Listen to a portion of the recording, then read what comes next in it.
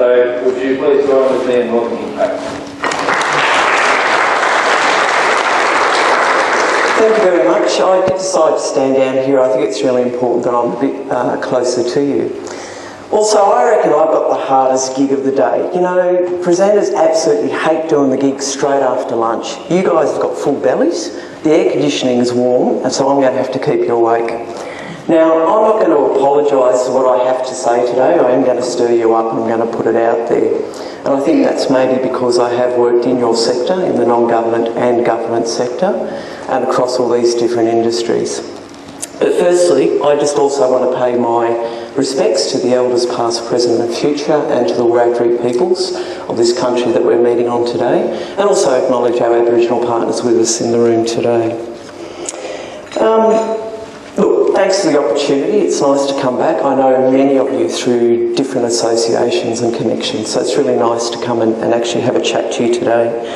And I think what I'm going to talk to you about today is actually more about a think piece. I'm going to get you thinking. I'm going to throw out a lot of questions to get you thinking. Some of you might think, oh, she's going on with a lot of crap. It's back to basics. But hey, you know, every now and then someone actually has to speak in plain English and get us thinking about what we're actually doing and why we're actually here. Everyone else has done a plug, so I'm going to do one now. Thanks, Paul. Social work at CSU is the largest social work provider in Australia. Now, don't freak out about that, but that's actually a true fact, and that's something we're very proud about. And we would like to keep it that way, and hopefully we will keep our association with you, either through our students or you getting our graduates as employees. But that's something to think about, and that's a very positive partnership with industry relationship we've had, and that's all about collaboration and working with industry. So it's also thinking about outside the square.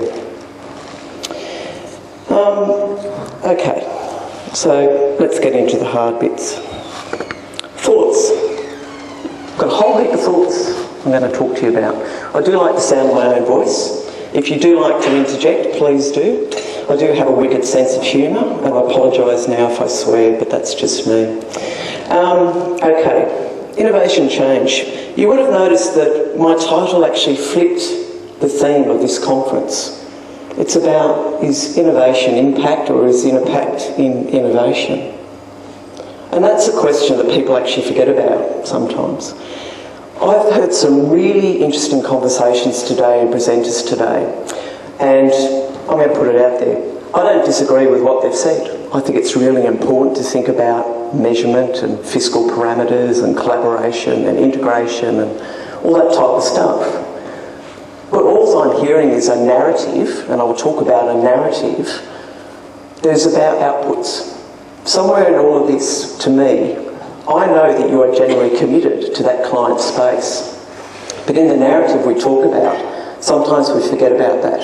And sometimes we also forget about declaring and singing the praises of the assets that we actually have. And that's what I want to start you getting thinking about. Everyone is an innovator. So today is about me challenging you where you sit in terms of creativity and innovation.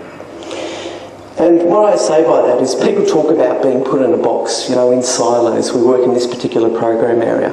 You're not. You can be as free as you want and as creative as you want. You just need to figure out how you're going to do it. And I argue, that's a typical academic thing to say, I argue that all change needs to be on a large scale, or maybe it doesn't need to be on a large scale. We need to think about what's important to our community and our individuals that we actually provide a service for. But the impact needs to have a large scale. There's a difference between innovation and impact, and how you actually impact on that innovation.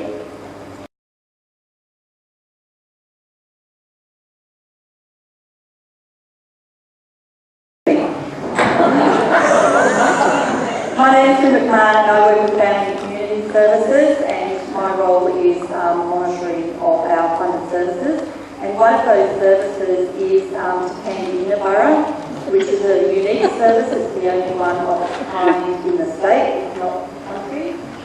And I'll just introduce Ian Bluefield, who is the manager out there, and he'll give you a little snippet of what Candy Borough is.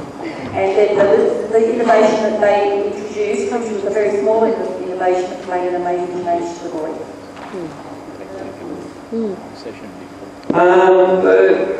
The Cate Thomas Early Intervention Centre for Aboriginal Boys is a loyalty program where boys come down to our centre for a 3-month stint to make changes in their lives for the better. One of the changes that we've put in place for the last 12 months is we've had some students that have come down. It's their third or fourth term, and over the last 5 years they've been in the disability class and they've really struggled to get back into mainstream schooling back in their community. So over the period where they've attended school at Candy Inverbar full time, they've got 100% record of attendance, and not being in a disability teaching environment and being back in mainstream. So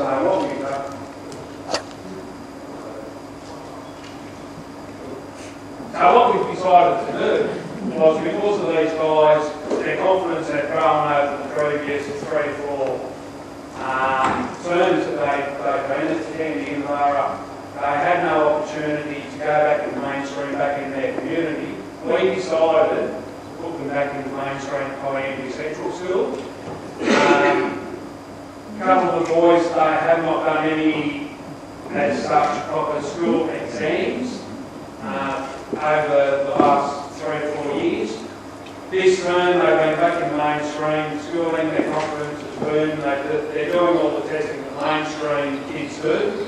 So it's kind of filtered back through to the other boys which are situated at Candy in the school environment, for those guys to say, hey, we can do this as well. So it's kind of a domino effect that's kind of happened with the boys as well, with their confidence in school, to see the guys that they're hanging with for 3 months down at Candy taking them to take it away. So that's one of the little projects that we've done, a little bit of a change, which has been a very positive outcome for us and also for the boys as well. Fantastic, really, really good example. I've just been given the time, so apologies that no one else can actually present, but I think it's really important that if you have the opportunity over afternoon tea to share some of the other innovations and positive outcomes that you've got.